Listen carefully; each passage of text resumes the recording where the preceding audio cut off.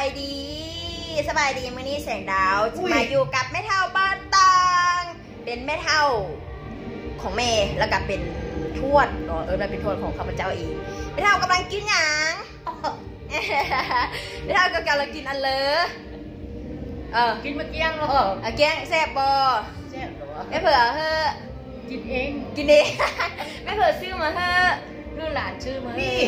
แม่ละมื้อนี้แม่เฒ่าใหม่เลยนี่ก็มาเอ็ดบุญมาขึ้นวันมือบอกเขาว่าน่าขึ้นโรงงานใหม่แม่เฒ่าชื่อบ่โรงงานซื้อหยังบ่ฮู้แหละว่าโรงงานน้ำดื่มมีร่าแม่เฒ่าลองว่าเบิ่งโรงงานน้ำดื่มมีร่ามีร่าโมเมนมีร่ามีร่า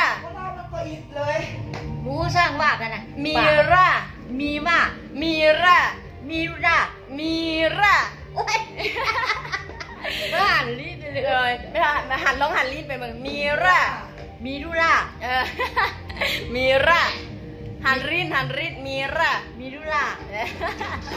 โรงงานน้ำดื่มมีร่านั่นเองเนาะและก็เป็น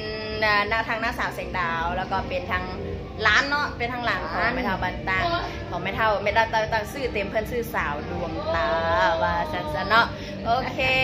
ขอให้แม่เฒ่าสุขภาพแข็งแรงเด้อแม่เฒ่าเด้อโอเคบ๊ายบายแม่เฒ่าบ๊ายบาย